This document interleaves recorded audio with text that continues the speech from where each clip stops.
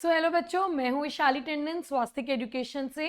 और आज हम स्टैंडर्ड 12th बायोलॉजी का chapter number 1 that is sexual reproduction in flowering plants का वन शॉट रिवीजन करने वाले हैं बच्चों। ये आपका बहुत इंपॉर्टेंट चैप्टर हो जाता है। इसमें आपके एनसीईआरटी बुक्स लाइक जो बोर्ड के एग्जाम्स है एनसीईआरटी बेस्ड, उसमें भी काफ़ी सारे क्वेश्चंस आते हैं आपके बोर्ड्स में, और नेट के लिए भी ये चैप्टर बहुत इंपॉर्टेंट है। तो आओ बच्चों, हम स्टार्ट करते हैं इस चैप्टर का रिविजन। जो आप देख सकते हो इस चैप्टर का नाम है sexual reproduction in flowering plants. That means हम सिर्फ सेक्सुअल रिप्रोडक्शन के बारे में बात करने वाले हैं, और वो भी कौन से प्लांट में? फ्लावरिंग प्लांट्स में बात कर रहे हैं। फ्लावरिंग प्लांट्स मतलब आपका कौन सा प्लांट ग्रुप हो जाता है बच्चों? एंजियोस्पर्म्स। ठीक है, फ्लावरिंग प्लांट ग्रुप के अगर बारे में बात करते हैं तो हम एंजियोस्पर्म्स के बारे में बात कर रहे हैं ना। सबसे पहले हम देखते हैं जो फ्लावर के बारे में हमारी एनसीईआरटी बुक में लिखा है, it's a reproductive unit of plant. क्योंकि प्लांट में अगर कहीं पे भी सेक्सुअल रिप्रोडक्शन होगा अगर प्लांट में, तो वो सिर्फ फ्लावर में होगा। So it's a reproductive unit. These are morphological and embryological marvels. ठीक है, मॉर्फोलॉजी देखो, अलग अलग कितने different different types of flowers होते हैं, कितने ब्यूटीफुल फ्लावर्स होते हैं, साइज देखो कितनी अलग अलग होती है, तो सबकी मॉर्फोलॉजी अलग है। और इनफैक्ट एम्ब्रियोलॉजिकल वाइज भी अगर हम देखने जाए तो बहुत डिफरेंट डिफरेंट टाइप्स के फ्लावर्स मिलते हैं। And these are marvels. Marvels है ना, हम बोलते हैं ना, जैसे करिश्मा टाइप्स जो चीजें होती है, that is called as marvels. And these are the sites of sexual reproduction. ठीक है, वैसे आप सभी को पता ही होगा कि सेक्सुअल रिप्रोडक्शन क्या होता है। Sexual reproduction is fusion of male and female gamete. ठीक है, fusion of male and female gamete. So before we start studying about the sexual reproduction, let's first of all see the structure of a flower बच्चों। So देखो, हम flower का structure देखते हैं। So flower के structure में generally 4 groups आ जाते हैं, और we can say there are 4 whorls. Okay, अगर मैं बात करती हूँ इसमें सबसे इंपॉर्टेंट वर्ल्स की, सबसे पहले मैं बात करती हूँ गाइनोशियम की, जो सबसे अंदर की तरफ होता है। ठीक है, जिसकी एक यूनिट है कार्पेल और pistil. You can see this, है ना, ये जो है आपका ये पिस्टिल या कार्पेल है, और इसके ग्रुप को बच्चों हम लोग बोलते हैं gynoecium. It's a female part. ये जो है ये एक फीमेल पार्ट है। फिर दूसरा है आपका जो मेल पार्ट, आप यहाँ पे देख सकते हो, दैट इज एंड्रोशियम, और उसकी एक सिंगल यूनिट होती है stamen. It's a male part. ये दोनों एसेंशियल ऑर्गन्स है, या इसको हम वर्ल्स भी बोलते हैं। एसेंशियल ऑर्गन्स या वर्ल्स है, क्योंकि इससे रिप्रोडक्शन होने वाला है, और रिप्रोडक्शन से स्पीशीज आगे बढ़ने वाली। तो this is essential. Accessory organs या नॉन एसेंशियल वर्ल्स के बारे में अगर हम बात करें तो उसमें एक आ गया आपका कैलिक्स। ठीक है, जो फ्लावर में नीचे ग्रीन कलर की जो पत्तियां आपको दिख रही है, ठीक है, दीज आर कैलिक्स, और इसकी जो एक यूनिट होती है that is called as sepal. फिर ये जो कलरफुल फ्लावर जिस भी चीज की वजह से इतना ब्यूटीफुल और कलरफुल दिखता है, that is called as corolla. उस वर्ल को कोरोला बोलेंगे, और उस यूनिट को हम लोग क्या कहेंगे? पेटल। सो 4 वर्ल्स हो गए, gynoecium, androecium, calyx and Corolla, जिसमें से गाइनोशियम एंड्रोशियम एसेंशियल हो गए, कैलिक्स एंड कोरोला जो हो गए नॉन एसेंशियल हो गए, पर एसेसरीज है। उनका कोई ना कोई रोल होता है बच्चों। जैसे पेटल है, वो पॉलिनेटर्स को अट्रैक्ट करते हैं। जो पेटल्स हैं ये पॉलिनेटर्स को अट्रैक्ट करते हैं। ठीक है, और वहीं पे जो सेपल्स है वो प्रोटेक्शन प्रोवाइड करते हैं in the bud condition. Okay, then you can say this, ये जो फ्लावर का स्टॉक होता है बच्चों, the stalk of the flower is called as pedicel. Stalk of the flower is called as pedicels. और ये आगे जाके जब कंडेंस हो जाता है तो ये थोड़ा सा मोटा सा एक स्ट्रक्चर बनाता है फ्लावर के नीचे, जिसको हम बोलते हैं थैलेमस और रिसेप्टिकल। उसको हम क्या कहेंगे? थैलेमस और रिसेप्टिकल। तो बच्चों ये था फ्लावर का स्ट्रक्चर। अब इवेंट्स ऑफ सेक्सुअल रिप्रोडक्शन में अगर हम देखें तो 3 तरह के इवेंट्स होते हैं, pre fertilisation, fertilisation and post. Fertilisation होने से पहले के इवेंट्स को प्री बोलेंगे, बाद में होने वाले को पोस्ट कहेंगे। ओके, अगर हम बात करते हैं प्री में, तो देखो प्री में क्या आ रहा है? एक तो आ रहा है गैमेटोजेनेसिस। ठीक है, यानी गैमेट का फॉर्मेशन हमको देखना है। दूसरा हमें देखना है गैमेट ट्रांसफर। तो यहाँ पर हम प्लांट्स के केस में जो गैमेट ट्रांसफर हम देखने वाले हैं दैट इज अबाउट पॉलिनेशन। यहाँ पे हमको पॉलिनेशन डिस्कस करना है। ठीक है, फिर फर्टिलाइजेशन वाले में देखो बच्चों क्या आ रहा है? Fusion of gametes. Post fertilisation में हमें क्या क्या चीजें देखनी है इस चैप्टर में? डेवलपमेंट ऑफ एम्ब्रियो, एंडोस्पर्म का डेवलपमेंट, सीड का डेवलपमेंट एंड फ्रूट का डेवलपमेंट। ये सब फर्टिलाइजेशन होने के बाद के इवेंट्स है बच्चों। सो आओ स्टार्ट करते हैं विद द प्री फर्टिलाइजेशन, जिसमें हम सबसे पहले एंड्रोशियम देख रहे हैं। जो एंड्रोशियम होता है उसकी एक यूनिट होती है स्टेमेन। स्टेमेन के बच्चों 2 पार्ट्स, एंथर एंड फिलामेंट। जो फिलामेंट है you can see here it's a long slender tube. ठीक है, और इसका जो प्रॉक्सिमल एंड होता है यानी दिस एंड, ये वाला जो एंड है, ठीक है, this end is called as proximal end. ये जो प्रॉक्सिमल एंड होता है बच्चों, या तो थैलेमस से अटैच्ड होगा, या पेटल से अटैच होगा, या पेरियन से अटैच होगा। अगर पेटल से अटैच होता है तो वी कॉल इट एपीपिटेलिस, और अगर पेरियन से अटैच होगा तो वी कॉल इट एपीफाइलिस। पिटेलिस से एपीपिटेलिस के एग्जाम्पल में ब्रिंजल है, और एपीफाइलिस के एग्जाम्पल में लिली है। ओके, यहाँ पर आप एंथर देख सकते हो, तो एंथर 2 लोब स्ट्रक्चर्स है। एंथर कितने लोब्स है? 2 लोब है।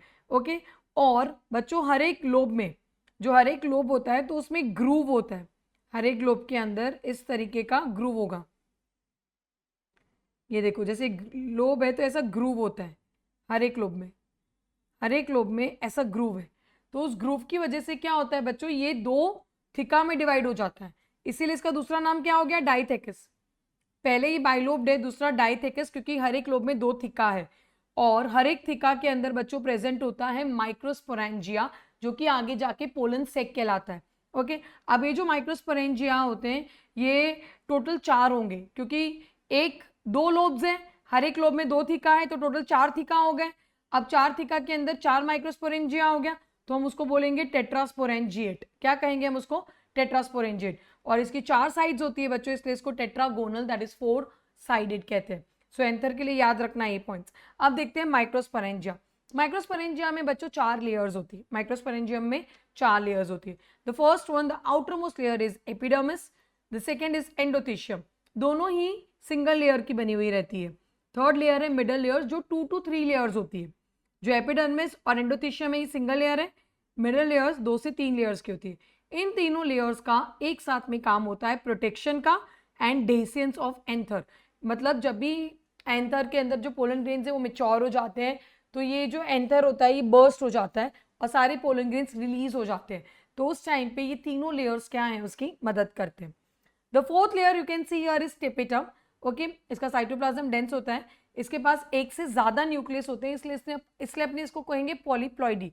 बाकी तीनों लेयर्स की जो प्लॉइडी थी ना वो 2n है, दैट इज डिप्लॉइड है। लेकिन टेपिटम की जो प्लॉइडी होती है वो पॉलीप्लॉइडी है, क्योंकि इसके पास मोर देन 1 न्यूक्लियस होता है बच्चों, और इसका मेन फंक्शन होता है to provide the nourishment to the developing pollen grains. It's a very important function.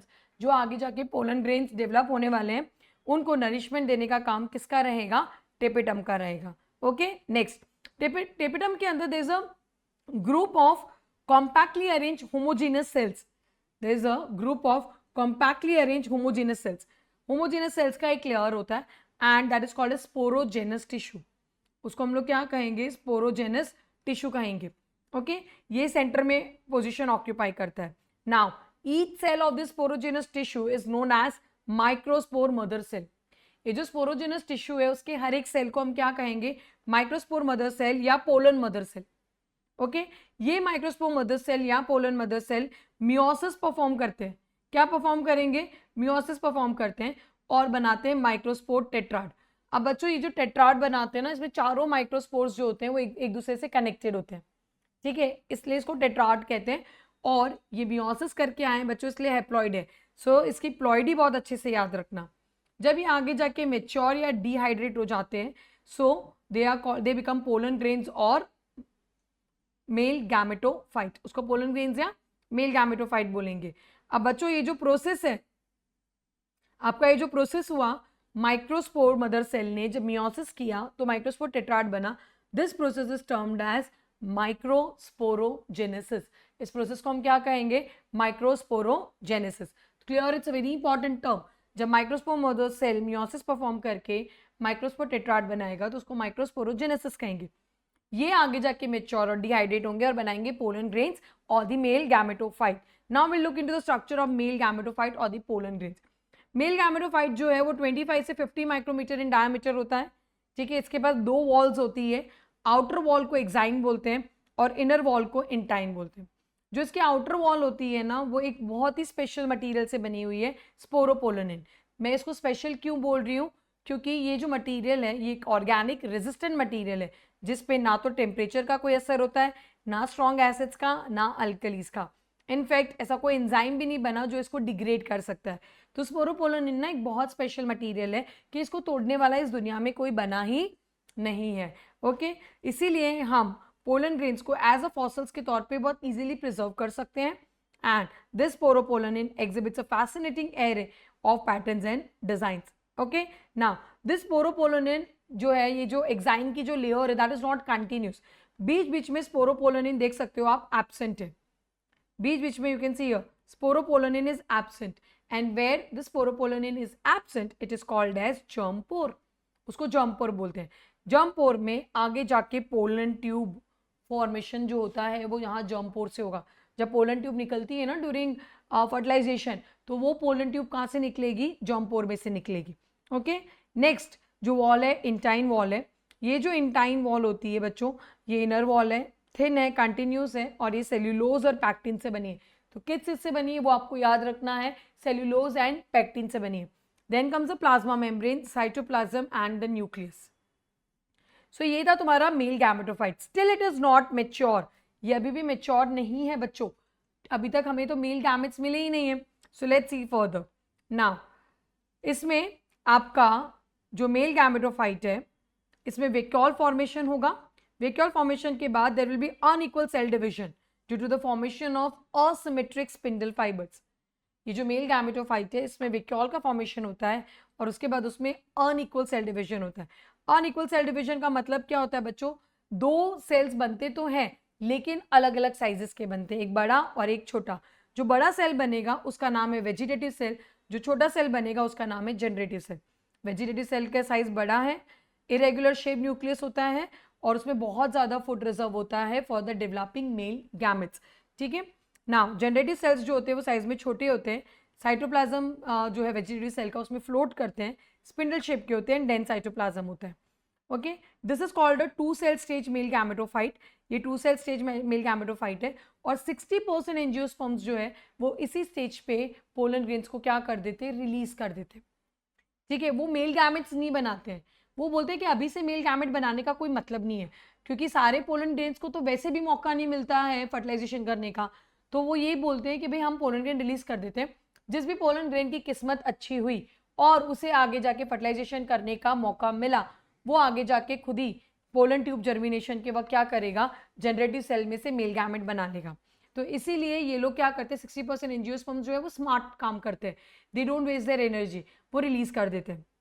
बाकी के जो 40% है वो 3 सेल स्टेज मेल गैमेटोफाइट को रिलीज करते हैं, जिसमें जनरेटिव सेल डिवाइड होके क्या बनाता है? 2 मेल गैमेट्स.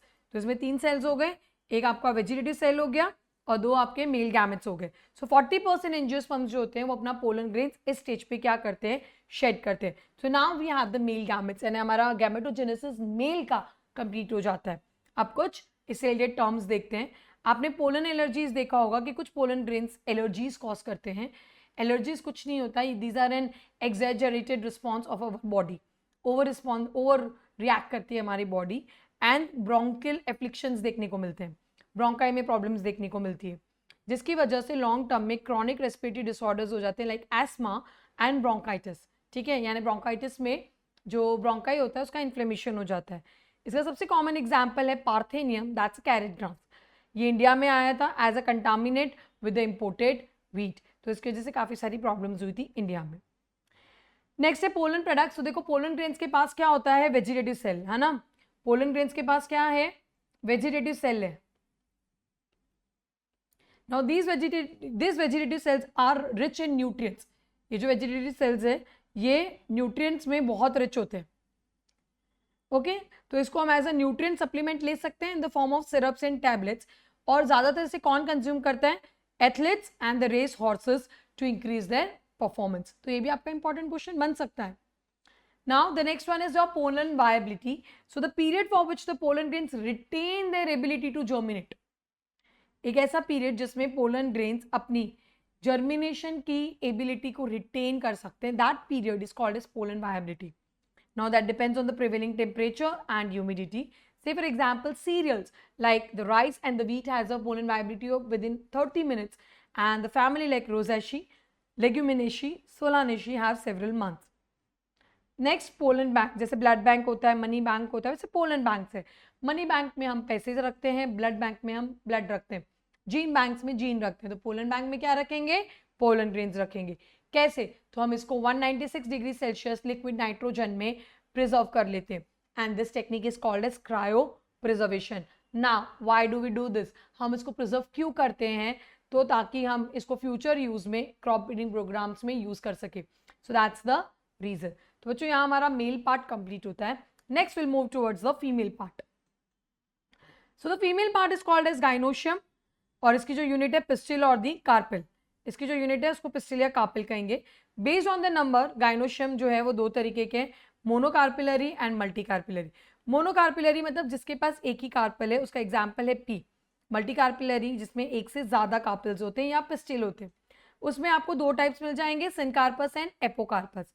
सिनकार्पस मतलब जहाँ पे सारे कार्पेल्स क्या होते हैं, फ्यूज होते हैं. All the carpels are fuse together. And apocarpous में सारे कार्पेल्स एक दूसरे से क्या होते हैं, फ्री होते हैं. तो जो आपके कार्पेल्स फ्यूज होते हैं सिनकार्पस, उसका एग्जाम्पल है पापेवर. ठीक है, ये 12th स्टैंडर्ड में एग्जाम्पल दिया है पापेवर. और जो दो एग्जाम्पल्स और है मस्टर्ड एंड टमाटो, ये आपके स्टैंडर्ड 11th के एग्जाम्पल्स है, बट दीज आर इंपॉर्टेंट. ठीक है, तो इसको याद करने की टेक्निक क्या है, मैं जनरली ऐसे याद करती हूँ एसपी. ठीक है, एसपी मतलब सिनकार्पस एंड पी से पापेवर, सिनकार्पस एंड पापेवर. और मस्टर्ड और टमाटो का अगर जैसे सिन हो गए, फ्यूज हो गए, फ्यूज होने से क्या हो गए हम, मोटो. सो मो से मस्टर्ड एंड टो से टमाटो. वैसे एपोकार्पस मतलब जिसके कार्पेल्स फ्री है. आपको ये समझ में तो आ रहा है ना कार्पेल्स कैसे फ्यूज्ड होंगे. जैसे बहुत सारे कार्पेल्स है तो ये सारे इस तरह से फ्यूज होते हैं. थैलेमस और पेडिसेल हो गया, तो इनमें एक ही ओवरी होगी. जितने भी कार्पेल्स है डजंट मैटर, सभी का जो बेस पोर्शन होगा वो फ्यूज होगा, तो इसमें एक ही ओवरी होगी. एपोकार्पस में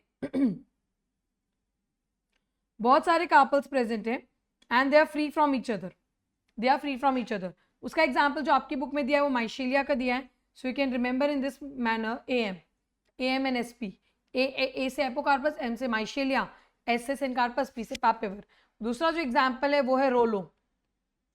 रोज एंड लोटस. ये स्टैंडर्ड 11th का एग्जाम्पल है. चलो नेक्स्ट स्ट्रक्चर देखते हैं हम कार्पेल का. सभी को पता होगा, stigma, style and ovary. Stigma is the landing platform for the pollen grains. Style is just elongated slender part. Ovary जो है वो बेसल बल्ज पार्ट होती है. ठीक है, ओवरी के अंदर जो कैविटी होती है that is called ovarian cavity और द लोक्यूल. इसके अंदर प्रेजेंट होते हैं ओव्यूल जिसको हम मेगास्पोरेंजियम कहते हैं. ये ओव्यूल एक ओवरी के अंदर या तो एक भी हो सकते हैं, बहुत सारे भी हो सकते हैं. अगर एक है तो उसका एग्जाम्पल है वीट, पेडी एंड मैंगो. और अगर बहुत सारे हैं तो उसके एग्जाम्पल है papaya, watermelon and orchids. Okay, ये एग्जाम्पल्स इंपॉर्टेंट है, याद रखना.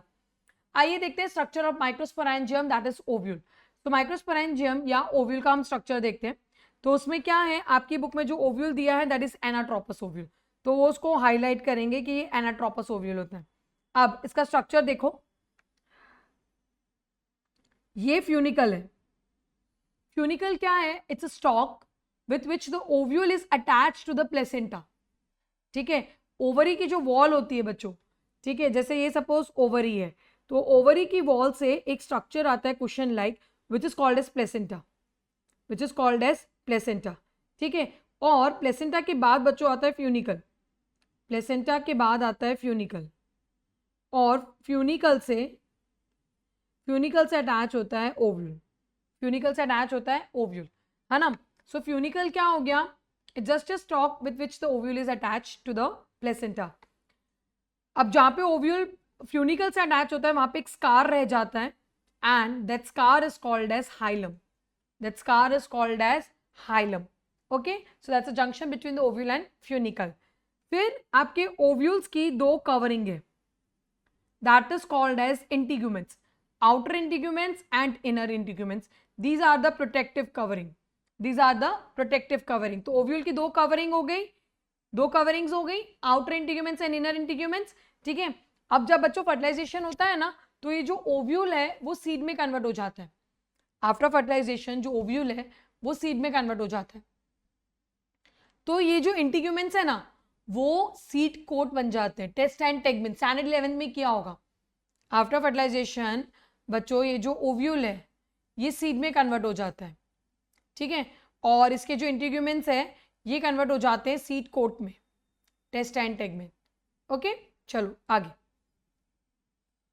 सो इंटीग्यूमेंट्स है, इंटीग्यूमेंट्स के अंदर there is a mass of cell which is called as nucellus which has abundant food reserve. Mass of cell called as nucellus which have abundant food reserve. Okay, next देखो, जहां पे आपका ये integuments absent है, this portion that is called as micropyle. जहां पे integument absent है उसको माइक्रोपाइल कहेंगे, और उस एंड को हम कहेंगे micropylar pole. The opposite end is called as chalazal end और द चलाजल पोल। ठीक है, चलाजल पोल माइक्रोपाइल हो गया, उसके ऑपोजिट वाला चलाजल हो गया। नाउ न्यूसिलस के अंदर बच्चों एम्ब्रियोसेक या फीमेल गैमेटोफाइट डेवलप होता है। न्यूसिलस के अंदर एम्ब्रियोसेक या फीमेल गैमेटोफाइट डेवलप होगा।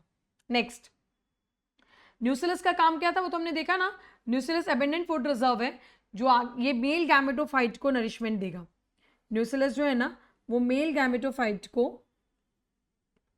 नरिशमेंट प्रोवाइड करेगा। ठीक है, चलो आगे बढ़ते हैं। Now the one cell of the nucellus, nucellus का एक सेल जो है माइक्रोपाइलर रीजन वाला, वो डिफरेंशिएट हो जाता है into a large cell containing dense cytoplasm and a prominent nucleus. Nucellus का सिर्फ एक सेल, देखो वहां पे स्पोरोजेनस टिश्यू हमने जो मेल देखा था बच्चों, मेल में क्या था, स्पोरोजेनस टिश्यू के हर एक सेल को माइक्रोस्पोर मदर सेल कहा गया था। स्पोरोजेनस टिश्यू के हर एक सेल को माइक्रोस्पोर मदर सेल कहा गया था। ठीक है, नाउ बट हियर न्यूसिलस का जो सिर्फ एक सेल होता है, न्यूसिलस का जो एक सेल होता है that is called as megaspore mother cell, that is called as megaspore mother cell. अब ये मेगास्पोर मदर सेल भी क्या कर रहे हैं बच्चों, मेगास्पोर्स बना रहे हैं मियोसिस करके in a process called as megasporogenesis. जो मेगास्पोर मदर सेल है वो मियोसिस परफॉर्म कर रहे हैं, मियोसिस परफॉर्म करके वो 4 मेगास्पोर्स बना रहे हैं। अब इसमें से सिर्फ एक ही फंक्शनल होता है, वो भी कौन सा वाला, towards the chalazal end. Only one is functional and that too towards the chalazal end. ठीक है, now this one functional megaspore ये पहले माइटोसिस करके न्यूक्लियर डिवीजन आई मीन सिर्फ कैरियोकाइनेसिस कर रहे हैं। ठीक है, तो 1 से 2 न्यूक्लियस बन गए, फिर सेकेंड में 2 से 4 और तीसरे में 4 से 8, सो टोटल 8 न्यूक्लियस बन जाते हैं। अब ये न्यूक्लियस क्या करते हैं, ये सेल वॉल फॉर्मेशन को फॉलो करते हैं, मतलब ये साइटोकाइनेसिस को फॉलो करते हैं। ये साइटोकाइनेसिस को फॉलो करते हैं एंड दे स्टार्ट अरेंजिंग। ठीक है, जैसे कि अगर मैं बात करूं जैसे मैं बात करती हूं कि जो चलाजल एंड है, तो चलाजल एंड की तरफ क्या है, 3 एंटीपोडल सेल्स अरेंज हो जाते हैं। चलाजल एंड की तरफ 3 एंटीपोडल सेल्स अरेंज हो जाते हैं। ओके, वहीं पे अगर मैं माइक्रोपाइलर एंड की तरफ देखूं, so there are 2 synergid cells and 1 egg cell। सब हैप्लॉइड है, हाँ सब हैप्लॉइड है, क्योंकि किसमें से बनकर आ रहा है, ये मियोसिस हुआ है। ऊपर क्या था, मियोसिस हुआ है, माइक्रोस्पोर मदर सेल ने मियोसिस करके मेगास्पोर बनाए हैं। तो जब मियोसिस होता है तो एन हो जाते हैं, हैप्लॉइड हो जाते हैं। देखो ये 2n था और ये n है, तो अब आगे जितना भी डिवीजन होगा तो सब लोग हैप्लॉइड ही होंगे, और आगे जो डिवीजन होगा वो माइटोसिस ही होगा। माइटोसिस कभी भी तुम्हारा हैप्लॉइड सेल्स में, सॉरी, जो मियोसिस है वो कभी भी डिप्लॉइड सेल्स के अलावा किसी में नहीं होता। जो मियोसिस है वो सिर्फ और सिर्फ डिप्लॉइड में होता है, और जो माइटोसिस है वो हैप्लॉइड डिप्लॉइड दोनों में होता है। तो अगर सेल तुम्हारा हैप्लॉइड है तो उसमें सिर्फ एक ही ऑप्शन बचता है, दैट इज माइटोसिस का। उसमें एक ही ऑप्शन बचता है, माइटोसिस का। ठीक है, तो यहां पर चलाजल एंड की तरफ 3 एंटीपोडल सेल्स आ गए, और तुम्हारा माइक्रोपाइलर एंड की तरफ 2 सिनर्जिड सेल्स हैं, और एक तुम्हारा एग सेल आ गया। All together it is called as egg apparatus. इनको सबको साथ में हम लोग क्या कहेंगे, एग एपेरेटस कहेंगे। नाउ इसका जो सेंटर है, सेंटर में बच्चों ये बड़ा सा सेल दिख रहा है, ये सेल है।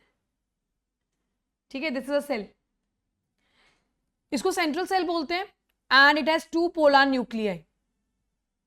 ये सेंट्रल सेल है और इसको हम लोग क्या कहेंगे, 2 पोलर न्यूक्लियाई।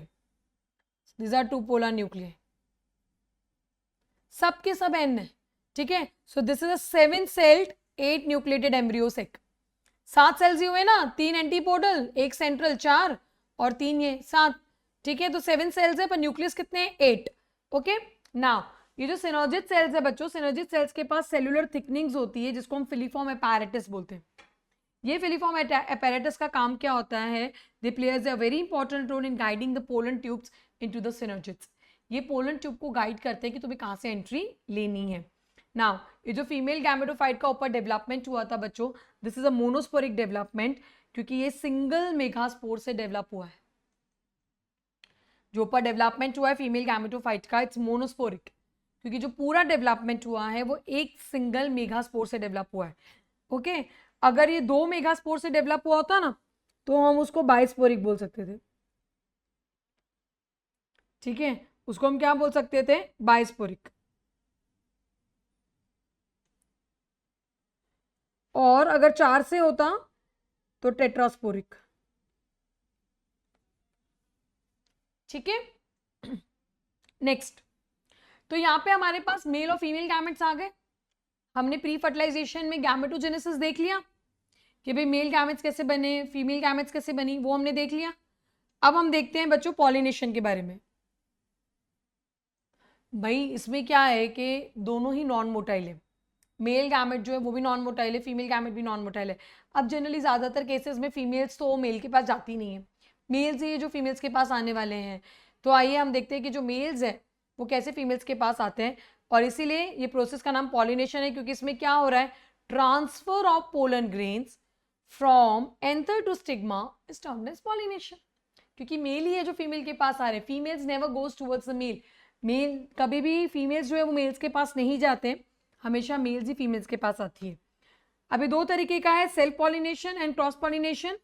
सेल्फ पॉलिनेशन मतलब आपका अगर जेनेटिकली सिमिलर प्लांट्स के बीच में हो रहा है, मतलब same species, 2 genetically similar plants, अगर उनके बीच में पॉलिनेशन होगा तो we call it self pollination. और अगर जेनेटिकली डिसिमिलर प्लांट्स के बीच में पॉलिनेशन होगा so that is called as cross pollination. तो अगर सिमिलर प्लांट्स के बीच में हो रहा है तो सेल्फ पॉलिनेशन, एंड जेनेटिकली एकदम डिफरेंट प्लांट्स के बीच में हो रहा है so that is called as cross pollination. Self pollination में भी 2 तरीके के आपकी बुक में मेंशन किया है, ऑटोगैमी एंड गिटोनोगैमी। ऑटोगैमी में क्या होता है कि अगर ट्रांसफर ऑफ पोलन ग्रेन्स हो रहा है from the anther to the stigma of the same flower, एक ही फ्लावर के एंथर उसी के स्टिग्मा पे लैंड करते हैं, तो वो ऑटोगैमी है। नाउ गिटोनोगैमी में क्या होता है? If the transfer of pollen grains from anther to the stigma of another flower of the same plant, इसमें फ्लावर दूसरा है लेकिन प्लांट सेम ही है बच्चों, so that is called as geitonogamy. उसको हम लोग क्या कहेंगे? Geitonogamy. So functionally it is cross pollination because it involves a pollinating agent functionally, but genetically it's self pollination. तो हम gene wise actually self pollination देखते हैं। देखो मैंने ऊपर ऑलरेडी लिखा है आपको, it occurs between the genetically similar plants. ठीक है, तो इसीलिए इसको हम लोग फंक्शनली क्रॉस पॉलिनेशन बोलते हैं, जेनेटिकली सेल्फ पॉलिनेशन। तो गिटोनोगैमी क्या है? दोनों का कुछ ना कुछ कंट्रीब्यूट करता है। तो ये भी एक इंपॉर्टेंट क्वेश्चन है जो आपके एग्जाम्स में पूछते हैं कि why geitonogamy is considered both cross and self. Okay, xenogamy में क्या हो रहा है? Transfer of the pollen grains from anther to the stigma of a different plant. इसमें जो पोलन ग्रेन्स का जो ट्रांसफर हो रहा है वो किसी और का एंथर है, किसी और का स्टिग्मा है, सो प्लांट ही डिफरेंट है, जाने दो। ठीक है, cross pollination. Now contrivances for the self pollinations. Contrivances यानी मैं अगर आपको बोलूं सो दैट इज एडाप्टेशंस।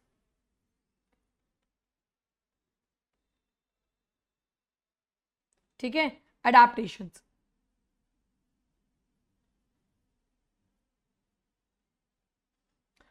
तो अगर किसी प्लांट को सेल्फ पॉलिनेशन करना है, अगर कोई प्लांट चाहता है कि वहां वो सिर्फ सेल्फ पॉलिनेशन ही करे, तो उसके लिए the flower needs to be bisexual. Flower को कैसा होना पड़ेगा? बाइसेक्सुअल।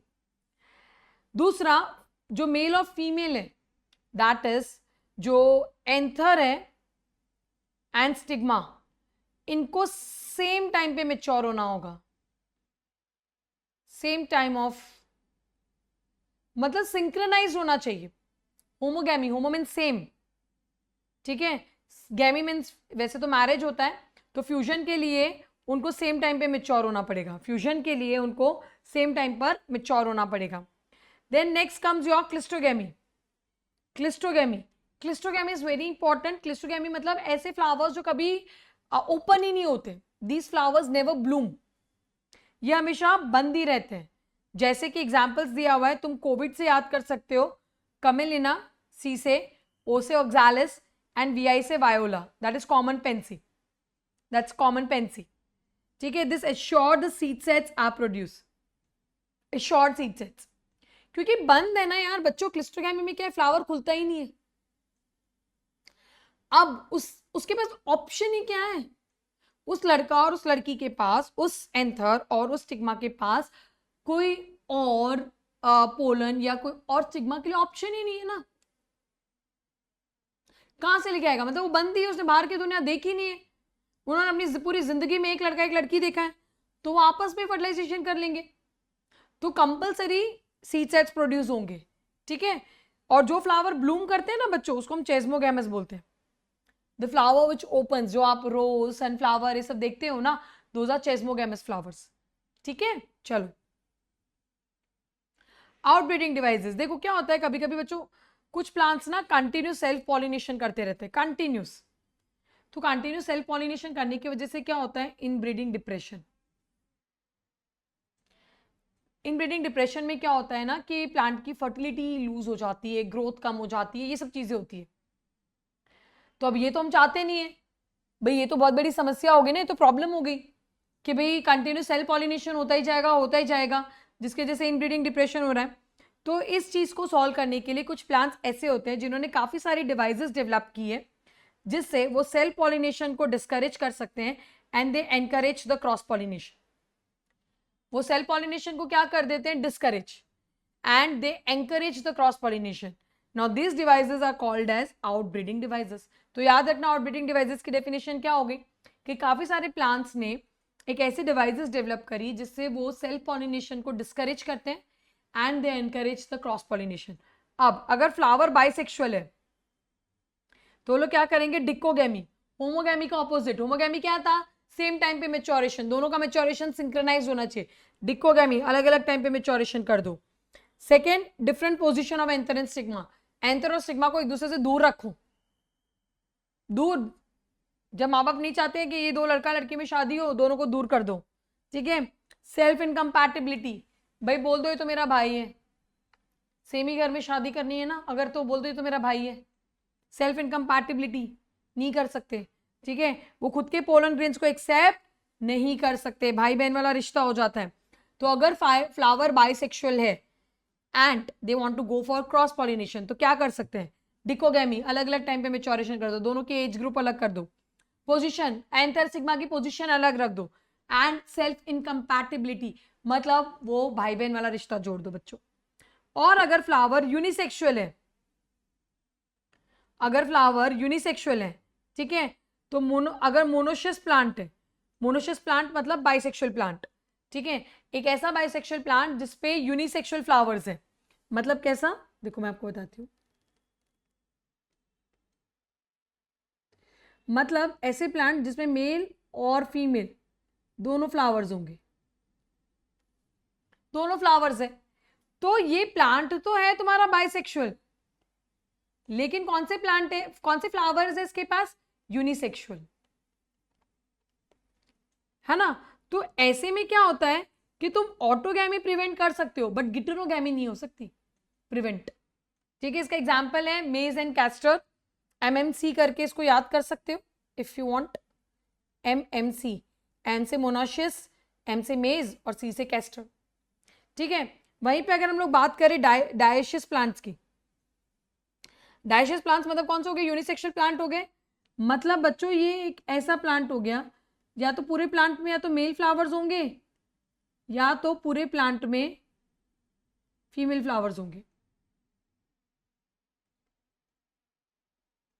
ठीक है, पूरे प्लांट में फीमेल फ्लावर्स होंगे। डन, चलो, तो ये जो डायशियस प्लांट है, that is unisexual plant with the unisexual flower, ये दोनों चीज प्रिवेंट करेगा, it will prevent autogamy also and it is going to prevent the geitonogamy also. तो ये आपका ऑटोगैमी और गिटोनोगैमी दोनों चीज को प्रिवेंट कर सकता है। इसका एग्जांपल है papaya, so you can remember it in DP, ऐसे डीपी करके याद कर सकते हो, डी से डायशियस, पी से पपाया। ओके, इसका एक और एग्जांपल आता है डेट पाम।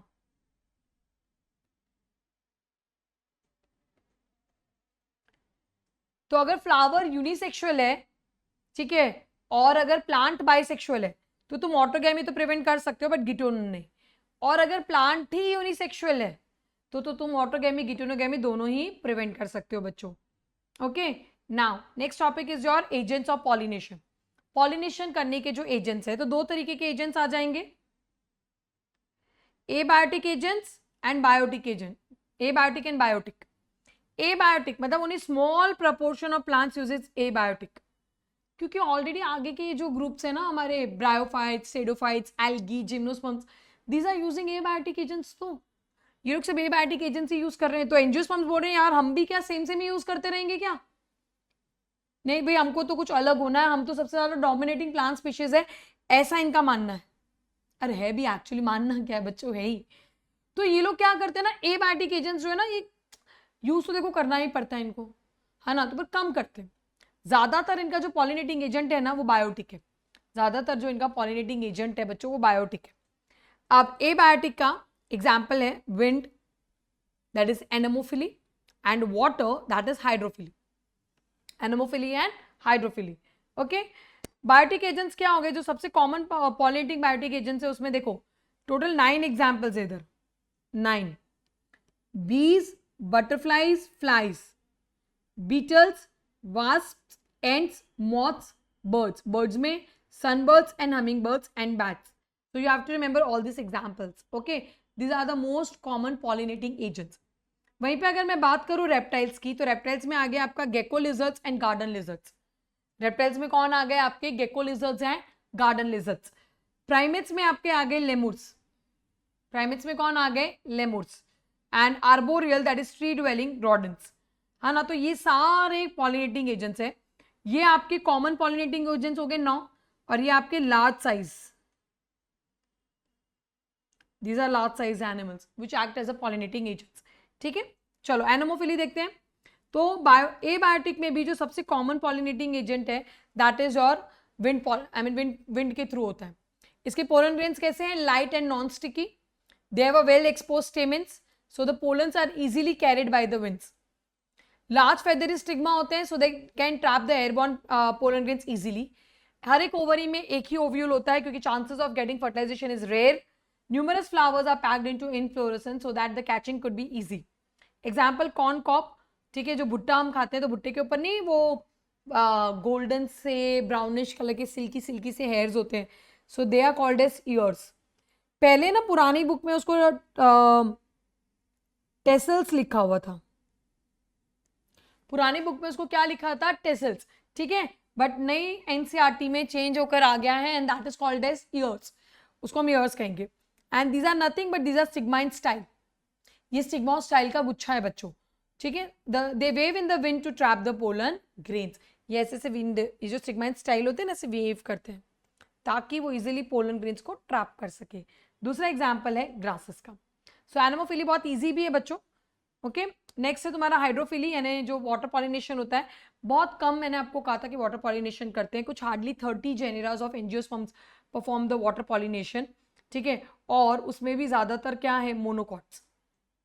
सिर्फ 30 जेनेरा करेंगे, उसमें भी ज्यादा से ज्यादा मोनोकॉट्स है। एग्जाम्पल में फ्रेश वाटर और marine water. Fresh water example Vallisneria and Hydrilla. The marine water example is sea grasses such as Zostera. Now aquatic plant such as water hyacinth and water lily, नाम में पानी है लेकिन pollination करते हैं insects या wind के through. तो याद रखना बच्चों, ये ना हमेशा ज्यादातर बच्चे गड़बड़ कर देते हैं। नाम में पानी है water hyacinth and water lily, पर पानी से पॉलिनेशन नहीं करेंगे, पॉलिनेशन तो करेंगे इंसेक्ट्स या विंड के थ्रू। तो गड़बड़ नहीं हो जाए, ऐसे एग्जाम में आता है कि भाई ऐसे कौन से प्लांट्स हैं रहते पानी में लेकिन पॉलिनेशन इंसेक्ट्स या विंड के थ्रू करते हैं, water hyacinth and water lily. Next pollen grains जो है इसके लॉन्ग रिबन लाइक होते हैं and they are carried passively inside the water. Generally जो वाटर पॉलिनेशन करने वाले जो पोलन ग्रेन्स होते हैं, they are long ribbon like and are carried passively inside the water, पानी में इजीली कैरी हो जाते हैं। Pollen grains are protected from wetting by the mucilaginous covering. जो पोलन ग्रेन्स है वो गीले होने से बचते हैं बाय अ म्यूसिलेजेनियस कवरिंग, उनके ऊपर जो म्यूसिलेजेनियस कवरिंग आती है उसकी वजह से। टाइप्स में एपीहाइड्रोफिली एंड हाइपोहाइड्रोफिली आते हैं। एपी मतलब पॉलिनेशन जो सरफेस पे होगा, और पॉलिनेशन जो पानी के अंदर होता है उसको हाइपो। एपी मतलब ऊपर, हाइपो मतलब नीचे। तो पानी की सरफेस पे हुआ तो एपीहाइड्रोफिली पानी के सरफेस के अंदर हुआ, that is beneath the water, called as hypohydrophily. Example epi का वेलिस्नेरिया और हाइपो का एग्जाम्पल है सी ग्रासेस एंड ज़ूस्टेरा। ठीक है, चलो नोट, नोट इंपॉर्टेंट है। चलो, flower for wind and water pollination, flowers are not very colourful, they do not produce nectar, they produce enormous amount of pollen grains just to compensate the loss of pollen grains. तो देखो wind और water को क्या करना है, इसे रिझाने की जरूरत है क्या भाई? किसी जिंदा चीज को बुलाना है तो उसको रिझाना है। ये तो डेड एलिमेंट्स है, वाटर एंड विंड, इनको क्या ही अट्रैक्ट करने की जरूरत है। सो फ्लावर्स बिल्कुल ब्यूटीफुल नहीं होते, साथ ही साथ उनको क्या ही बदले में रिवॉर्ड्स देना है, तो ये नेक्टर भी नहीं बनाते। उनको कुछ रिवॉर्ड्स नहीं देना तो ये नेक्टर भी नहीं बनाते, पर ये एक टाइम पे बहुत सारे पोलन ग्रेन्स बनाते। They produce enormous amount of pollen grains just to compensate the loss of pollen, क्योंकि हवा में जा रहे हैं, पानी में जा रहे हैं, तो लॉस ऑफ पोलन ग्रेन्स होने के चांसेस क्या है बच्चों? ज्यादा है। पोलन ग्रेन के लॉस होने के चांसेस क्या है? बहुत ज्यादा है। ठीक है, next entomophily, that is insect pollination. Entomophily, इसमें सबसे कॉमन में भी सबसे डोमिनेटिंग कौन सी है? बीज, हनी बीज। तभी ना नेक्टर तो वही, शहद तो वही बनाती है, क्योंकि सबसे ज्यादा पॉलिनेशन ही वही करती है। इंसेक्ट पॉलिनेटर फ्लावर्स कैसे होते हैं? ये देखो लार्ज होते हैं ताकि पॉलिनेटर्स को दिखने चाहिए, कलरफुल होने चाहिए ताकि अट्रैक्शन हो सके, फ्रेग्रेंट, ये भी अट्रैक्शन के लिए, रिच इन नेक्टर ताकि उनको रिवॉर्ड्स दे सके, small size flowers are clustered into inflorescence to make them conspicuous. अगर फ्लावर छोटे छोटे हैं पर अगर उनको बीज से पॉलिनेशन करवाना है तो सब झुंड बना लेंगे बच्चों, इनफ्लोरेसेंस में अरेंज हो जाएंगे पॉलिनेटर्स को अट्रैक्ट करने के लिए। सो बच्चों नोट, सब लोग खुशबू से अट्रैक्ट नहीं होते हैं, सब लोग नहीं होते हैं। फ्लाइज एंड बीटल्स जो है ना, बदबू से अट्रैक्ट होते हैं, दे अट्रैक्ट बदबू। फ्लावर्स ना गंदी से स्मेल छोड़ते हैं ना, उससे वो अट्रैक्ट हो जाते हैं। कौन? Flies and beetles. Note down करना, इंपॉर्टेंट एमसीक्यू, निट के लिए भी बोर्ड के लिए भी, कि जो फ्लाइज एंड बीटल्स है ये दो है जो बदबू से अट्रैक्ट होते हैं। ये एमसीक्यू आ चुका है निट में ऑलरेडी। अब जो इंसेक्ट पॉलिनेशन करते हैं बच्चों, उनके रिवॉर्ड्स क्या है?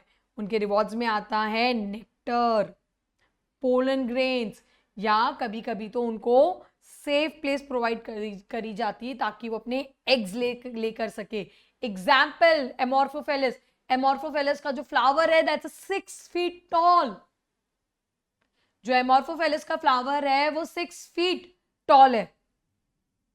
अब सोचो 6 फीट टॉल फ्लावर है तो उसमें कितनी सारी जगह होगी, मतलब इंसेक्ट्स के बच्चे होंगे कितने से, इतने से तो होंगे, तो वो अपना एग्स ले कर सकते हैं।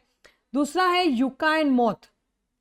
तो देखो जो मॉथ है ना, वो यूका को पॉलिनेशन करके देता है, बदले में यूका उसको क्या करता है? एग लेइंग साइट प्रोवाइड करता है, और इतना ही नहीं, उसके होने वाले बच्चों को खाना भी देता है। मॉथ तो खाली उसका पॉलिनेशन करके दे रहा है, तो यूका बोल रहा है यार तू ना मेरे लिए ना बहुत बड़ा काम करके दे रहा है, तो चल तेरे को तो खाना दूंगा ही दूंगा, साथ में तू तो अपने बच्चों को भी यहीं रख, साथ में तेरे बच्चे जब लार्वा डेवलप होगा ना उनको मैं सीड भी दूंगा, तू चिंता मत कर, मैं हूं तेरे लिए, तूने मेरा बहुत बड़ा काम कर दिया है, तेरी बाकी की सारी जिम्मेदारी मेरी। ये यूका और मौत ना एक दूसरे के बिना रह ही नहीं सकते, इनका एकदम लैला मजनू वाला रिश्ता है बच्चों, यूका एंड मौत का। सो ये याद रखेंगे। मॉर्फोफेलिस वाला एक एग्जाम्पल जिसकी हाइट अमिताभ बच्चन जितनी है, दैट इज 6 फीट, और यूका एंड मौत जो लैला मजनू की तरह है। ओके, नेक्स्ट, जनरली जो एनिमल पॉलिनेशन करते हैं बच्चों, ये पोलन ग्रेन्स कैसे होते हैं? स्टिकी, ताकि उनकी बॉडीज पे स्टिक हो सके ना, क्योंकि अगर बॉडी पे स्टिक नहीं होंगे तो कैसे पॉलिनेशन हो पाएगा।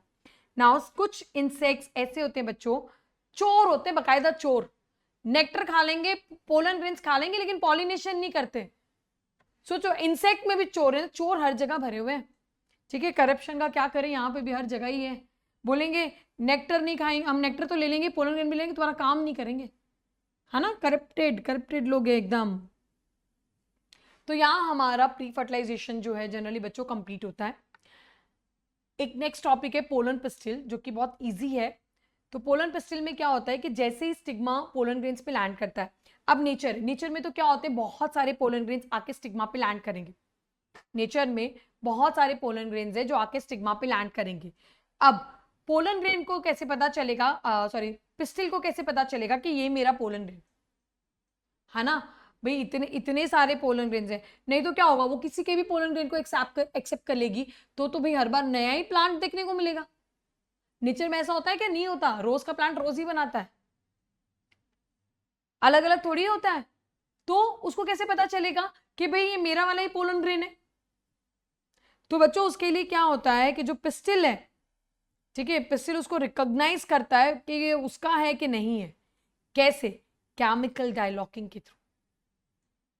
उन दोनों के बीच में बातचीत होती है। जैसे शादी करने से पहले हम बातचीत नहीं करते, मेल फीमेल के बीच में अच्छे से बातचीत होती है, लगता है अरे बातचीत करने के बाद लगता है कि ठीक है कंपैटिबल है तो शादी कर लो, नहीं लगता तो भाई शादी मत करो इनकम्पैटिबल। और कितने लोगों को तो शादी करने के बाद लगता है इनकम्पैटिबिलिटी है, ठीक है, बट ये लोग पहली बार में ही कर लेते हैं बच्चों। अगर उनको बातचीत करके केमिकल डायलॉगिंग करके लगता है कि दे आर कंपैटिबल, तो पिस्टिल पोलन को एक्सेप्ट करेंगे और पोलन ट्यूब का जर्मिनेशन होगा, and that will go through the stigma and style and reaches the ovary. लेकिन अगर इनकम्पैटिबल हुआ तो पोलन आई मीन जो पिस्टिल है वो पोलन ग्रेन को रिजेक्ट कर देंगे, बोलेंगे नो कंपैटिबिलिटी, गेट लॉस्ट, ठीक है। अगर कंपैटिबिलिटी हुई तो जो 2 सेल्ड वाला जो होता है बच्चों, वो अब पोलन ट्यूब जर्मिनेशन के वक्त, यू कैन सी ये जो पोलन ट्यूब जर्मिनेशन हो रहा है इस वक्त, वो जनरेटिव सेल डिवाइड होके 2 मेल गैमेट्स बनाएंगे। अगर कंपैटिबिलिटी आती है तो जो 2 सेल स्टेज वाले पोलन ग्रेन्स है वो यहाँ जनरेटिव सेल डिवाइड होंगे और 2 मेल गैमेट्स बनाएंगे। 3 सेल वाले में तो ऑलरेडी बने हुए हैं, ठीक है। Now the pollen tube enters the ovule through micropyle, याद रखना, क्योंकि माइक्रोपाइल में तो जगह थी घुसने की, चलाज़ा एंड की तरफ थोड़ी जगह थी। माइक्रोपाइल में क्यों जगह थी? क्योंकि वहां इंटीग्यूमेंट्स एब्सेंट है, तो वहां से वो इजीली एंटर कर सकते हैं, and then enters one of the synergids through the filiform apparatus। वहां से वो synergids से एंटर कर सकते हैं through filiform apparatus। Now all these events from the pollen deposition on the stigma until the pollen enters the ovule together referred to as pollen pistil interaction, and it's a dynamic process। कितना सारा काम हो रहा है बच्चों, देखो पहले तो पोलन ग्रेन को चिपका लो, फिर उसके साथ बातचीत करो, केमिकल डायलॉकिंग, पसंद आए तो पोलन ट्यूब जर्मिनेट करो, नहीं पसंद आए तो रिजेक्ट करो। पसंद आए तो अगर 2 सेल्ड वाला है तो भाई जनरेटिव सेल का डिवीजन करवाओ, 3 सेल वाले में तो कोई दिक्कत नहीं है, फिर उसके बाद सिनर्जिड सेल्स को तोड़ते हुए अंदर मेल गैमेट्स को रिलीज करो। कितना डायनामिक प्रोसेस है, कितनी सारी चीजें हो रही है, ठीक है। चलो आओ नोट करते हैं क्या। The knowledge gained in this area help the plant breeders in manipulating the pollen pistil interaction. इस एरिया में जो नॉलेज गेन होगी वो प्लांट ब्रीडर्स को मदद करेगी पोलन पिस्टिल इंटरेक्शन को मैनिपुलेट करने के लिए, सो ताकि हम इनकम्पैटिबल लोगों को भी जबरदस्ती ब्रीड करवा सके। हमारे में भी होता है ना, हमारे में कौन मैनिपुलेट करता है? हमारे पेरेंट्स। हमें लगता है कि वो पर्सन हमारे साथ इनकम्पैटिबल है, बट नॉट ओनली पेरेंट्स, हमारे रिश्तेदार सब हमें मैनिपुलेट करने में लगे रहते हैं। सबके साथ नहीं कह रही हूँ मैं बच्चों, ऐसा नहीं है कि कल को जाके तुम बोलो कि भाई हमारे पेरेंट्स हमें मैनिपुलेट करें, नहीं नहीं नहीं नहीं नहीं, जनरल बात बता रही हूँ कि जैसे हम भी कोई अगर हमारा भी कंपैटिबल नहीं है और हमें लगता है कि भाई नहीं ये बंदे से हमारी नहीं बननी है, पर कुछ लोग हमें बोलते हैं नहीं नहीं अच्छा है, शादी के बाद सब सही हो जाएगा, दैट इज कॉल्ड मैनिपुलेशन बच्चों। तो वैसे ही मैनिपुलेशन हम यहाँ भी कर सकते हैं, ओके, ताकि हम अपने डिजायर्ड हाइब्रिड्स प्रोड्यूस कर सकें। नाउ द पोलन जर्मिनेशन जो है, जो पोलन जर्मिनेशन है हम उसको पढ़ सकते हैं by dusting some pollens from the flower such as pea, chickpea, Crotalaria, balsam, vinca, अलग अलग प्लांट्स हैं। इनके पोलन ग्रेन्स ले लो ग्लास साइड पे और शुगर सॉल्यूशन डाल दो बच्चों 10% जित, ठीक है। फिर 5-10 मिनट बाद देखो तो उसमें पोलन ट्यूब जर्मिनेशन हो जाएगा, ठीक है। This is also called as hanging drop method.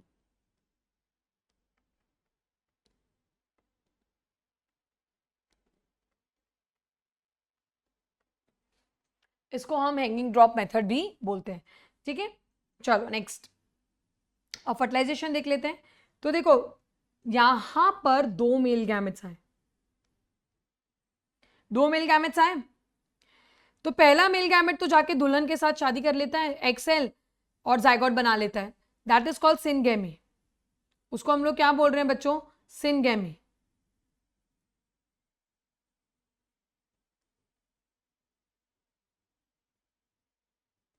उसको हमने क्या कहा, सिनगेमी, ठीक है। जाइगोट बन गया, ठीक है। जाइगोट से क्या बनेगा आगे जाके एम्ब्रियो, तो हम ये एम्ब्रियो डेवलपमेंट भी देखेंगे। जो दूसरा मेल गैमेट है वो सेंट्रल सेल के साथ फ्यूज हुआ। जो दूसरा मेल गैमेट है वो किसके साथ फ्यूज होता है, सेंट्रल सेल, जहां पे 2 पोलर न्यूक्लियाई है, तो इसको ट्रिपल फ्यूजन बोलेंगे। क्यों, क्योंकि एक तो मेल गैमेट का था और दूसरे 2 न्यूक्लियस किसके थे, सेंट्रल सेल के थे। तो तीनों ने मिलकर क्या बनाया, PEN, that is primary endosperm nucleus. तीनों ने मिलकर क्या बनाया, PEN, that is primary endosperm nucleus, जो आगे जाके डिवाइड होकर क्या बनाएगा बच्चों, एंडोस्पर्म। ये this is the only triploid tissue. पूरे प्लांट बॉडी में अगर कोई ट्रिप्लॉइड टिश्यू है, so that is only endosperm, वो सिर्फ और सिर्फ एंडोस्पर्म है। ये जो एंडोस्पर्म है ना, वो क्या काम करता है, वो जब जाइगोट को एम्ब्रियो से, जाइगोट से जब एम्ब्रियो बनता है, तो उस टाइम पे जो नरिशमेंट प्रोवाइड करने का काम किसका है, एंडोस्पर्म का। तो एंडोस्पर्म जाइगोट से एम्ब्रियो तक के नरिशमेंट के लिए काम करता है। तो देखो प्लांट कैसे ना हर जगह अपने नरिशमेंट की तैयारी कर रहे हैं। टिपिटम था, न्यूसिलस था, वेजिटेटिव सेल था, है ना, और अब देखो एंडोस्पर्म। बहुत सब अपने बच्चों के खाने पीने की तैयारी सब करके ही चलते हैं बच्चों। अब देखो यहाँ पे 2 तरह का फर्टिलाइजेशन हो रहा है, एक हो गया सिनगेमी जहां जाइगोट बन रहा है, और दूसरा फर्टिलाइजेशन हो गया तुम्हारा ट्रिपल फ्यूजन जहां पेन बन रहा है, ठीक है। तो इसको हम क्या बोलते हैं, डबल फर्टिलाइजेशन। आफ्टर फर्टिलाइजेशन जो सिनर्जिड्स और एंटीपोडल सेल्स है वो क्या हो जाते हैं, दे आर डीजनरेट। फर्टिलाइजेशन के बाद जो सिनर्जिड्स और एंटीपोडल सेल्स बने हैं वो क्या हो जाएंगे, डीजनरेट हो जाएंगे। नेक्स्ट है तुम्हारा आर्टिफिशियल हाइब्रिडाइजेशन। तो भाई आर्टिफिशियल हाइब्रिडाइजेशन में तो जबरदस्ती हाइब्रिडाइजेशन करवाना, ठीक है, मतलब मैन्युअली करवाना, नेचुरली तो वो हो नहीं सकता। तो हम क्या करते हैं, method of crop improvement in which crosses are made between different species and often genera to combine desirable characters to produce commercially super varieties. Crop improvement करना है हमें, सुपीरियर वेराइटी बना रही, सुपीरियर, अभी जो वेराइटी है उससे भी अच्छी वेराइटी बनानी है, ठीक है। तो उसके लिए हम क्या करेंगे, सपोज अगर कोई प्लांट बाइसेक्सुअल फ्लावर वाला है, तो उसमें सबसे पहले हम इमैस्कुलेशन करेंगे। इमैस्कुलेशन में हम एंथर निकाल देते हैं, ताकि, क्योंकि हमें सेल्फ वो भाई सेम तो चाहिए ही नहीं ना, हमें तो दूसरा पोलन ग्रेन डालना है, तो पहले उसका एंथर निकाल दो बिफोर इट गेट्स मैच्योर। फिर जो इमैस्कुलेटेड फ्लावर्स है उसके ऊपर एक बैग लगा दो, ठीक है, that is made of butter paper. ये क्यों कर रहे हैं, ताकि अनवांटेड पोलन ग्रेन से कंटामिनेशन ना हो। जब स्टिग्मा को बैग किया, जब स्टिग्मा जो बैग फ्लावर वाला जो स्टिग्मा था, जब वो रिसेप्टिव यानी मेच्योर हो जाए, तो बैग को ओपन कर दो और अपना डिजायर्ड पोलन ग्रेन्स वहां पे शेड करके फिर से बैक कर दो। उसको पता ही नहीं चलना चाहिए कि दूसरा कोई और लड़का भी है जीवन में। उसको बंद कमरे में रखा हमने, एक बच्ची थी उसको हमने बंद कमरे में रख दिया और उसको जिंदगी भर हमने सिर्फ एक ही लड़के को देखने को दिया, तो क्या करेगी, ऑप्शन ही नहीं है उसके पास फर्टिलाइजेशन का, ठीक है। फ्लावर्स को बैक कर दो, फिर उसमें से क्या होगा, फ्रूट्स डेवलप हो जाएंगे। ये बात हुई बाइसेक्सुअल की। लेकिन अगर फीमेल पेरेंट है वो यूनिसेक्सुअल फ्लावर्स बेयर करते हैं, तो इमैस्कुलेशन की कोई जरूरत नहीं। अरे एंथर है ही नहीं तो क्या ही करोगे इमैस्कुलेशन का, जब एंथर है ही नहीं तो इमैस्कुलेशन की कोई जरूरत नहीं है, ठीक है बच्चों। तो हमारा नेक्स्ट टॉपिक है post fertilisation. Okay, so post fertilisation में हमें एंडोस्पर्म डेवलपमेंट और एम्ब्रियो डेवलपमेंट देखना है। तो एंडोस्पर्म में क्या होता है कि जो डेवलपमेंट ऑफ एंडोस्पर्म्स है वो हमेशा एम्ब्रियो डेवलपमेंट से पहले होगा। क्यों, क्योंकि मैंने ऑलरेडी कहा कि जब जाइगोट से एम्ब्रियो बनता है तो उस टाइम पे खाना चाहिए, वो खाना कौन देगा, एंडोस्पर्म देगा। तो कैसे होता है, तो suppose this is a PEN जो कि 3N है, इसमें सिर्फ पहले न्यूक्लियस डिवाइड होगा। देखो पहले सिर्फ न्यूक्लियस डिवाइड हो रहा है तो बहुत सारा न्यूक्लियस बन जाता है, this is called free nuclear endosperm. फिर बाद में साइटोकाइनेसिस होता है, तो उसमें सबसे पहले जो पेरीफेरी पे जो न्यूक्लियस होते हैं, जो पेरीफेरी पे पहले न्यूक्लियस होते हैं, उनके आजू बाजू सेल वॉल आना स्टार्ट हो जाती है, उनके आजू बाजू सेल वॉल आना स्टार्ट हो जाती है, we call them cellular endosperm. तो खाली न्यूक्लियस होगा तो फ्री न्यूक्लियर एंडोस्पर्म कहेंगे, और आजू बाजू में जो सेल्स बनेंगे we will call it cellular endosperm. इसका सबसे बेस्ट एग्जाम्पल है टेंडर कोकोनट, नारियल पानी जो पीते हैं हम, ग्रीन कलर वाला, तो उसके अंदर जो पानी है वो फ्री न्यूक्लियर एंडोस्पर्म है, और जो मलाई हम खाते हैं उसकी tasty tasty, that is white kernel. वो क्या है बच्चों? व्हाइट कर्नल, ठीक है, जो है वो सेल्यूलर एंडोस्पर्म है। जो मलाई है, जो व्हाइट कर्नल है, वो क्या है? सेल्यूलर एंडोस्पर्म है। तो एक्चुअली ये खाना उसके जाइगोट के लिए था, पर हम खा गए बच्चों। मतलब ही तो है ही, ह्यूमन सबसे ग्रीडी है। मतलब कोकोनट का जो पानी है वो न्यूक्लियर एंडोस्पर्म है, और जो कर्नल है वो सेल्यूलर एंडोस्पर्म है। दोनों चीजें उसके बच्चों के लिए। किसके बच्चों के लिए? अपने नहीं, उसके प्लांट के बच्चों के लिए। चलो नेक्स्ट। अब ये जो एम्ब्रियो डेवलपमेंट होता है बच्चों, वो माइक्रोपाइलर एंड पे स्टार्ट होता है। जो एम्ब्रियो डेवलपमेंट है वो कहां स्टार्ट होता है? माइक्रोपाइलर एंड पे स्टार्ट होता है। Okay, now early stages of the embryo development, that is embryogeny, development of embryo, that is embryogeny, are similar in both monocots and dicots. Monocots और dicots में सिमिलर होता है, ठीक है। जैसे कि जाइगोट से पहले प्रो एम्ब्रियो बना, प्रो एम्ब्रियो से ग्लोबुलर एम्ब्रियो, ग्लोबुलर एम्ब्रियो से हार्ट शेप, हार्ट शेप से मैच्योर एम्ब्रियो। तो ये जो स्टेजेस है ना वो दोनों में सेम होते हैं। डाइकॉट मोनोकॉट एम्ब्रियोज में दोनों में ये स्टेजेस क्या होते हैं बच्चों? सेम होते हैं। ओके, ये देखना, इसका डायग्राम ध्यान से करना। ये लॉन्ग चेन लाइक स्ट्रक्चर जो होता है ना उसको सस्पेंसर बोलते हैं। ये एम्ब्रियो को है ना टिप की तरफ धक्का मारता है थोड़ा सा, है ना, कॉर्नर पे धक्का मारने के काम में आता है। नाउ अब एम्ब्रियो के पार्ट्स देख लेते हैं। तो एम्ब्रियोनल एक्सिस एंड कॉटिलिडॉन्स होते हैं। एम्ब्रियोनल एक्सिस दो तरह की होती है, एपिकोटाइल एंड हाइपोकोटाइल। एपिकोटाइल मतलब it's an embryonal axis which is above the level of cotyledon, ये कॉटिलिडन लेवल से ऊपर होती है, ठीक है। और हाइपोकोटाइल क्या है? Embryonal axis which is below the cotyledon. पर ये कॉटिलिडन क्या है? कॉटिलिडन जो है वो थिक स्वॉलन स्ट्रक्चर्स होते हैं जिसमें फूड स्टोर होता है for the developing embryo during, I mean like जब एम्ब्रियो डेवलप हो जाएगा, जब उसमें से बेबी प्लांट निकलेगा। एम्ब्रियो के लिए तो एंडोस्पर्म था, अब जब सीड में से जब बेबी प्लांट निकलता है, जब सीड में से बेबी प्लांट निकलेगा तो उसको खाना कौन देगा? कॉटिलिडन देगा। तो अगर एम्ब्रियोनल एक्सिस उस कॉटिलिडन के ऊपर है तो एपिकोटाइल नीचे है तो हाइपोकोटाइल बोल लो बच्चों। और ये कॉटिलिडॉन्स के बेसिस पे दो तरह की सीड्स आती है, मोनोकॉट एंड डाइकॉट। मोनो मतलब वन, मोनो मतलब वन, तो किसी के पास एक ही कॉटिलिडॉन है तो मोनोकॉटिलिडॉन्स, और जिसके पास दो कॉटिलिडॉन है मतलब डाइकॉटिलिडॉन। ओके, नाउ दिस एपिकोटाइल जो है वो पिम्यूल या स्टेम टिप में टर्मिनेट होती है, और जो हाइपोकोटाइल है that terminates at the radical और द रूट टिप, वो रेडिकल या रूट टिप पे टर्मिनेट होगी।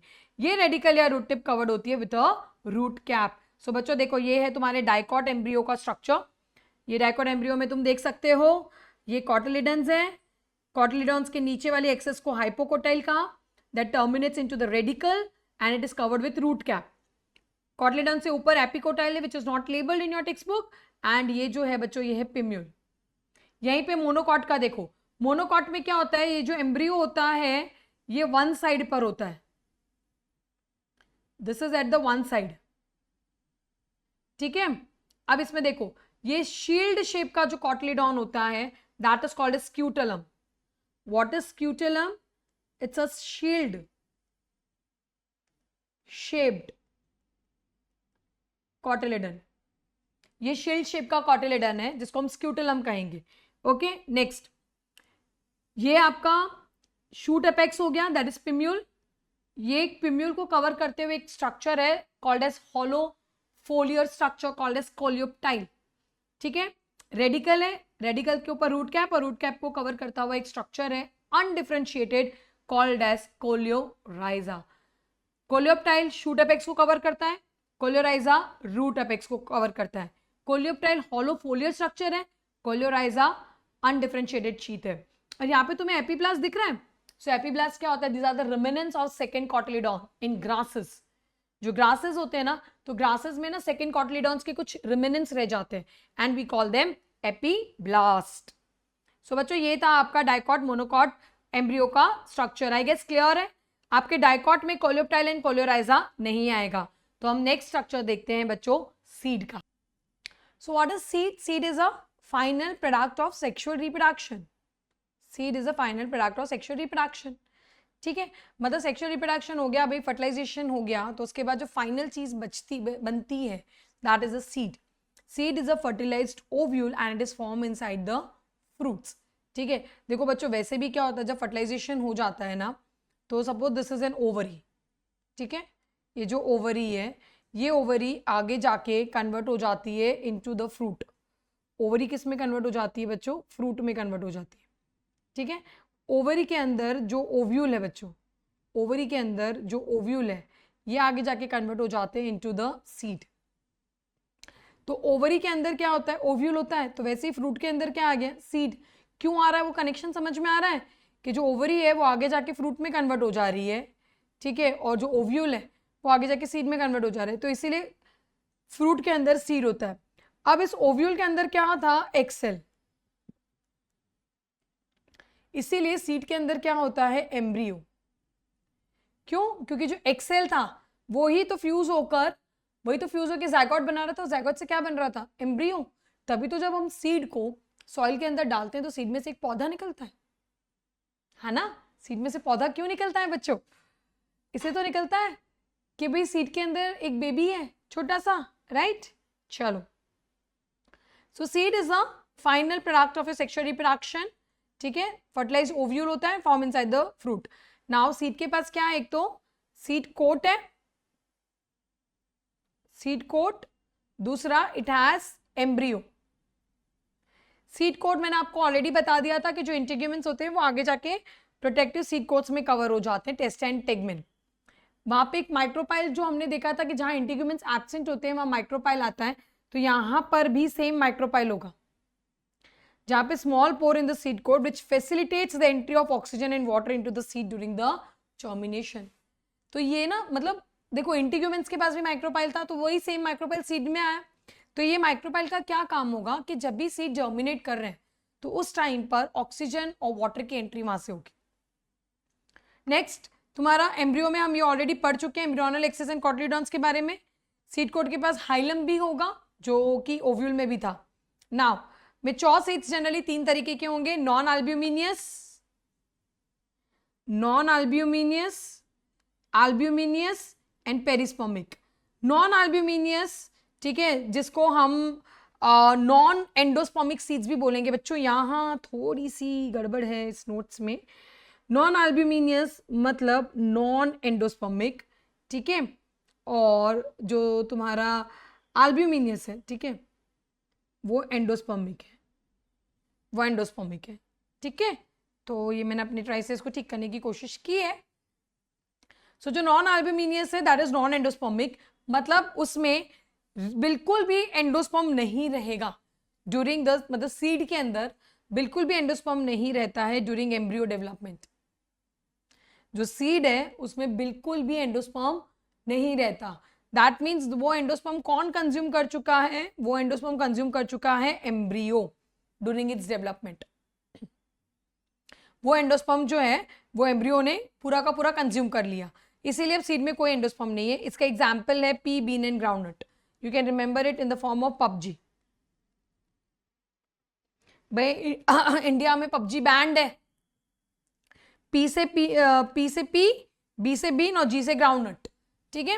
एल्ब्यूमिनियस मतलब एंडोस्पर्म, मतलब ऐसी सीड्स जिसके पास एंडोस्पर्म है, क्योंकि उसके अंदर का एम्ब्रियो वो पूरा एंडोस्पर्म खत्म नहीं कर पाया।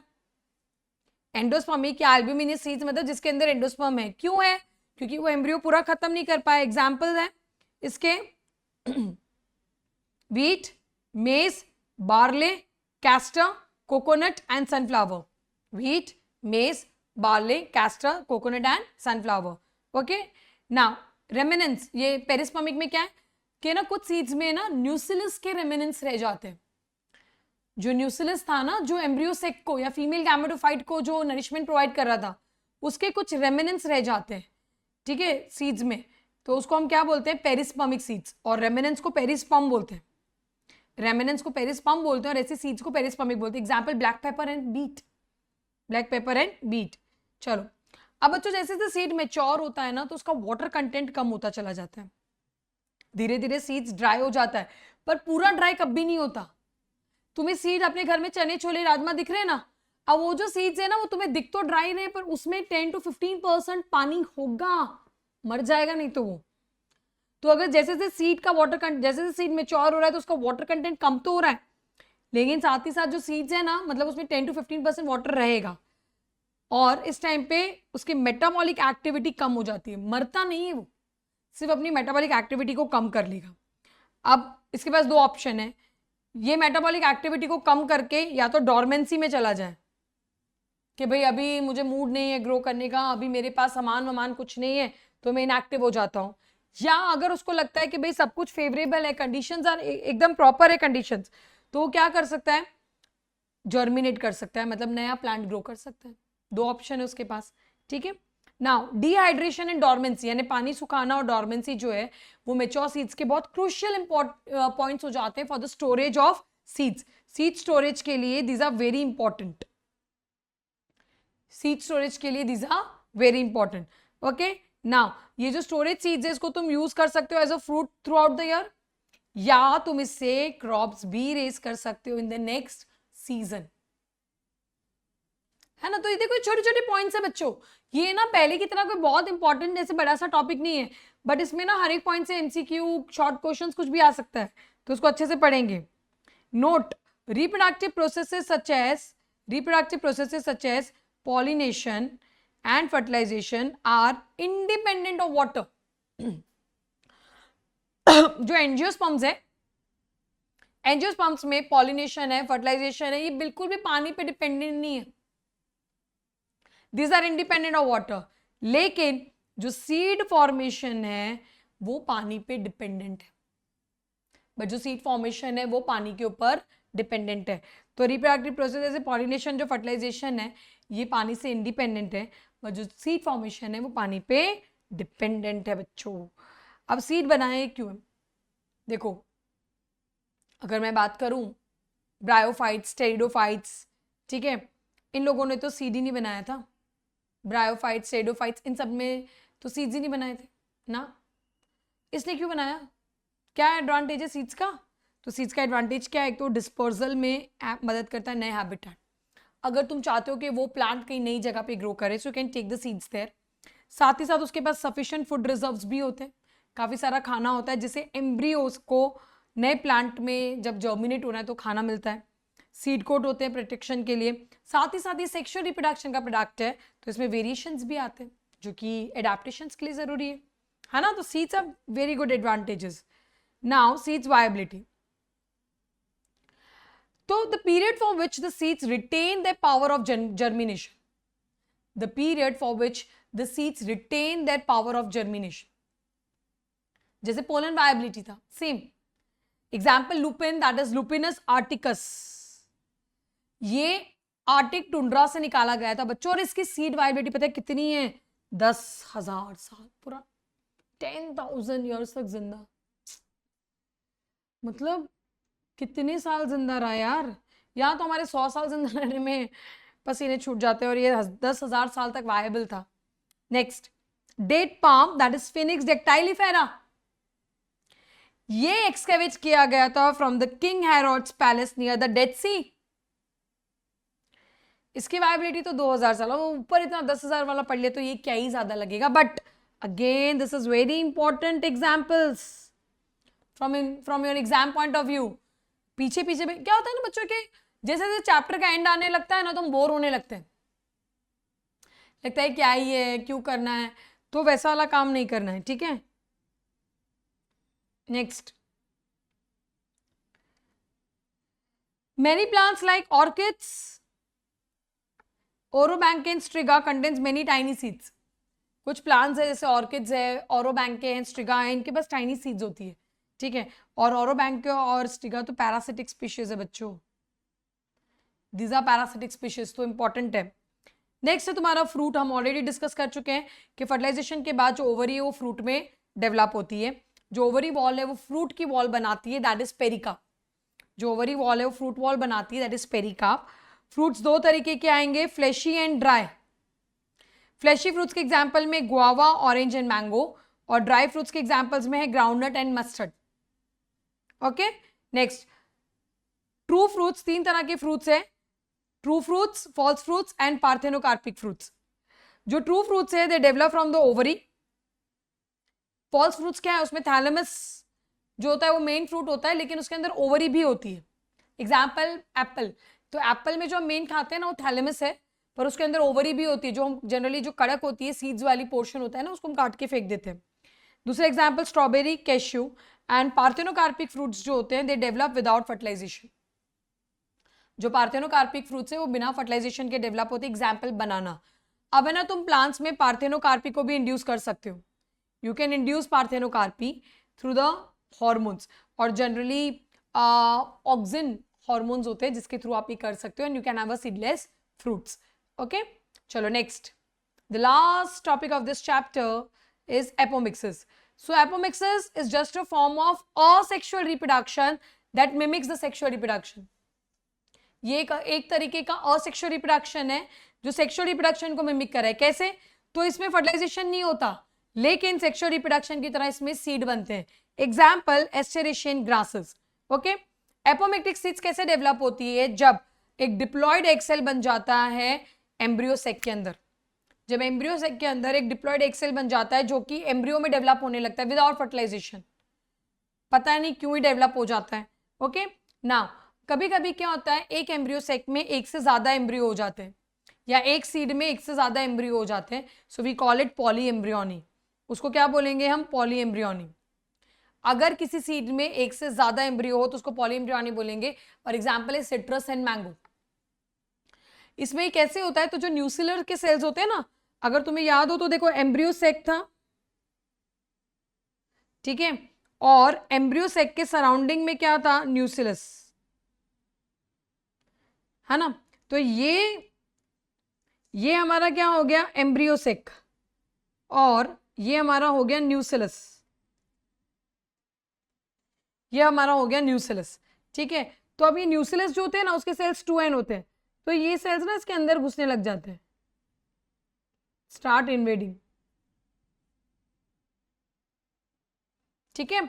तो इसीलिए उसमें एक से ज्यादा एम्ब्रियो हो जाते हैं बच्चों। पोटेंशियल ऑफ एपोमिक्टिक सीड्स, तो एपोमिक्टिक सीड्स में से, एपोमिक्टिक सीड्स की मदद से हम हाइब्रिड सीड्स बना सकते हैं बच्चों। कौन से सीड्स बना सकते हैं? Hybrid seeds. क्यों? क्योंकि एपोमिक्टिक सीड्स विदाउट फर्टिलाइजेशन होता है, तो फर्टिलाइजेशन जब नहीं होगा तो कैरेक्टर सेग्रीगेट नहीं होंगे। नहीं तो क्या होता है कि अगर तुम कोई हाइब्रिड बना दो और उसके बाद अगर तुम वही सीड्स यूज करोगे, मतलब हाइब्रिड प्लांट के सीड्स यूज करोगे ना, तो उसमें कैरेक्टर सेग्रीगेट हो जाते हैं। सेक्सुअल रिप्रोडक्शन की वजह से बच्चों वेरिएशंस आ जाते हैं, इसलिए फार्मर्स आजकल प्रेफर करते हैं एपोमिक्टिक सीड्स, क्योंकि एपोमिक्टिक सीड्स जो है वो विदाउट फर्टिलाइजेशन बनते हैं, और जब कोई चीज़ विदाउट फर्टिलाइजेशन बन रही है, मतलब विदाउट सेक्सुअल रिप्रोडक्शन बन रही है, तो उसमें जो कैरेक्टर्स हैं वो मेंटेन रहते हैं। तो इसीलिए फार्मर्स के लिए बहुत ज़्यादा चीप हो जाता है, they don't have to buy this hybrid seeds every year, तो उनके लिए बहुत चीप हो जाएगा, उनका फायदा भी हो जाएगा, और सेम कैरेक्टर वाले जो प्लांट है वो आप काफ़ी टाइम तक ग्रो कर सकते हो सेम कैरेक्टर्स के साथ, और उसकी जो मार्केट वैल्यू रहेगी वो भी मेंटेन रहेगी। सो बच्चों ये था हमारा पोटेंशियल ऑफ एपोमिक्टिक सीड्स, और यहाँ पे हमारा चैप्टर नंबर 1 का 1 शॉर्ट वीडियो क्या होता है? कंप्लीट होता है। So thank you.